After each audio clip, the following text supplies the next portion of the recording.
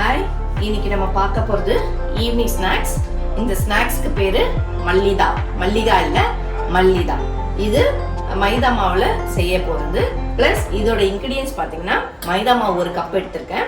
அதை நம்ம பூரி பதம் எப்படி பிசைவோம் அந்த பதத்தில் பிசைஞ்சிட்டு பூரிக்கு எப்படி நீங்கள் சின்ன சின்ன உருண்டையாக போடுவீங்களோ அதே சைஸ் போட்டு எடுத்து வச்சுருக்கேன். இதுக்கான பூரணம் என்னன்னு பார்த்தீங்கன்னா தேங்காய், சர்க்கரை, ஏலக்காய் தூள், அவ்வளோதான். இதை எப்படி செய்யலான்னு பார்க்கலாம், சரிங்களா? ஸோ இப்போ பார்த்தீங்கன்னா பூரிக்கு திரட்டுற மாதிரி திரட்டி ரெடி பண்ணி வச்சுருக்கேன். ஸோ இப்போது செய்ய ஸ்டார்ட் பண்ணலாமா? ஸோ இப்போ இந்த அடிகனமான பாத்திரம் எடுத்துட்டு செய்ய ஆரம்பிக்க போகிறோம். செய்யலாமா? ஸோ இப்போ வானிலை வச்சு 2 சொம்பு தண்ணி ஊற்றிருக்கேன். இந்த சொம்பு நல்லா கொதிக்கணும். சலன்னு இந்த தண்ணி கொதிச்சதுக்கு அப்புறம் தான் நம்ம அந்த மாவை எடுத்து உள்ளே போட்டு சுட போகிறோம். பார்க்கலாம். இப்போ இது கொதிச்சுட்டு இருக்க தண்ணி. இது கொதிக்கிறதுக்குள்ள இதுக்கான பூரணம் நம்ம ரெடி பண்ணிடலாம். இது 1 முடி தேங்காய் நல்லா துருவி எடுத்து வச்சுருக்கேன். இதில் ஏலக்காய் தூள் தூவிக்கலாம்.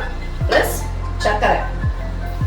உங்களுக்கு சர்க்கரை வேணும்னாலும் சர்க்கரை போட்டுக்கலாம், இல்லை நாட்டு சர்க்கரை தேவைப்படுதுனாலும் நாட்டு சர்க்கரை யூஸ் பண்ணிக்கலாம். இல்லை நாட்டு சர்க்கரை தான் நாங்கள் போடுவோம், ஒயிட் சுகர் சாப்பிட மாட்டோம் அப்படின்னீங்கன்னா நோ ப்ராப்ளம். நாட்டு சர்க்கரை கூட இதுக்கு நல்லாயிருக்கும், சூப்பராக இருக்கும். செஞ்சு பாருங்கள். ஸோ இப்போ அந்த டிஷ்ஷுக்கான பூரணம் ரெடி பண்ணி வச்சாச்சு. தண்ணி பாருங்கள் எப்படி கொதிக்குது, சலன்னு. இந்த ஸ்டேஜில் என்ன பண்ணுறீங்கன்னா ஒன்றா அவ்வளோதான். இது வெந்து மேலே வரும். இப்போ நீங்கள் உள்ளே போட்டோன்னா போயிடும். ஸோ இதை வெந்து மேலே வரும். இந்த பாருங்கள், வெந்த மேலே வருதா? அவ்வளோதான்.